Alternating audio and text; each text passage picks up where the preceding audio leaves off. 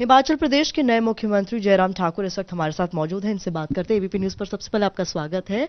और बहुत सारी चुनौतियां जयराम जी आपके सामने होने वाली हैं, क्योंकि ये माना जा रहा है कि प्रेम कुमार धूमल का जो दुर्भाग्य था वो आपका भाग्य बन गया, क्योंकि चेहरा वो थे, लेकिन आज आप मुख्यमंत्री राज्य के, तो क्या चुनौतियां रहेंगी आपके सामने?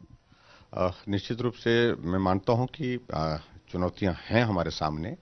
और खासतौर से हिमाचल प्रदेश की आर्थिक स्थिति लगभग 40,500 करोड़ रुपए का घाटा ऋण जो है हिमाचल प्रदेश के ऊपर इस वक्त है। और इस ऋण से बाहर प्रदेश को निकालना एक बहुत कठिन चुनौती है।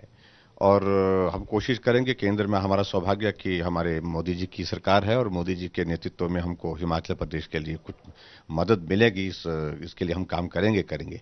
और उसके साथ साथ केंद्र सरकार की जो योजनाएं हैं उनको प्रभावी ढंग से हिमाचल प्रदेश में लागू करके जो है हम काम करने की कोशिश करेंगे। जहां तक आप इस बात का जिक्र कर रहे हैं कि विधानसभा के चुनाव की, देखिए चुनाव में परिणाम कभी इस प्रकार के आते हैं। अब की बार आया, हमें इस बारे में कुछ नहीं कहना है, लेकिन उसके बावजूद भी पार्टी के नेतृत्व ने मुझे ये जिम्मेवारी दी और इस जिम्मेवारी को निभाने के लिए हम पूरी ईमानदारी के साथ काम करने की कोशिश करेंगे। रूठों को मनाने की भी आप लगातार उनसे मिलने की कोशिश कर रहे हैं, वो असंतोष कुछ जो थोड़ा बहुत है उसे दूर कर पाएंगे? मुझे लगता है कि अभी तक तो इस प्रकार की कोई बात है नहीं कि कोई रूठा है। सब हमको साथ दे रहे हैं, सहयोग दे रहे हैं।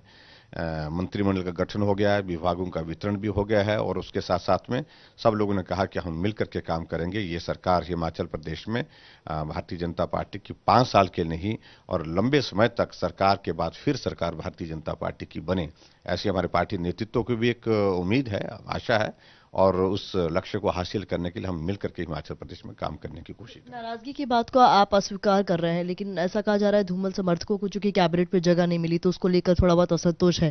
क्या ऐसा कुछ आपको लग रहा है? देखिए, एक संवैधानिक व्यवस्था के अनुसार हिमाचल प्रदेश में 12 मंत्री मुख्यमंत्री को मिलाकर के बनने थे और हमने उस सारे के सारे जो है वो मंत्री के पद जो है वो भर लिए हैं। जितनी कर गुंजाइश हो सकती थी, हमने कभी नहीं देखा कि कौन किसका है। हमने तो ये देखा कि ये पार्टी के हैं, इनको ये स्थान मिलना चाहिए। और संभव नहीं है कि हम सब 44 विधायकों को उसमें शामिल कर सकें, लेकिन उसके बावजूद संवैधानिक व्यवस्था के अनुसार और उसके साथ पार्टी के क्षेत्रीय संतुलन को देखते हुए हमने अपने मंत्रिमंडल का गठन किया। और उसमें सब जगह से लोगों ने कहा कि एक संतुलित मंत्रिमंडल है जिसमें नए लोग भी हैं, अनुभवी लोग भी हैं। तो इस तरह से हम काम करने की कोशिश कर रहे हैं। आगे आने वाले समय में क्या ऐसा माना जा सकता है कोई फेरबदल होगा तो जो लोग नाराज चल रहे हैं उनको भी मौका मिल जाए?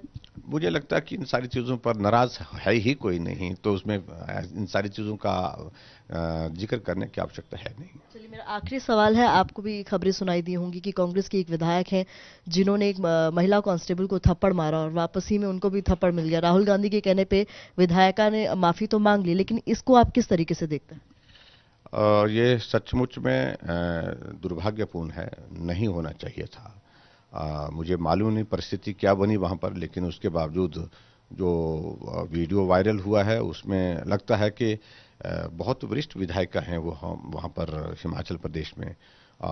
ऐसी उम्मीद नहीं की जा सकती थी और ड्यूटी पर रहते हुए। और उसके साथ साथ दोनों तरफ से वो सारा हुआ, ये दुर्भाग्यपूर्ण नहीं होना चाहिए था। बात करने के लिए बहुत बहुत शुक्रिया। ये है जयराम ठाकुर, जो कि अब राज्य के नए मुख्यमंत्री बन चुके हैं। इनके कंधों पर बड़ी बड़ी जिम्मेदारियां भी हैं। पार्टी में किसी भी तरीके के असंतोष और नाराजगी की बात को ये स्वीकार नहीं कर रहे हैं और इनका साफ तौर पर कहना है कि सबको साथ लेकर चलने की इनकी जो कोशिश है वो लगातार जारी रहेगी। कैमरा पर्सन हेमंत कुमार के साथ प्रतिमा मिश्रा, एबीपी न्यूज, दिल्ली।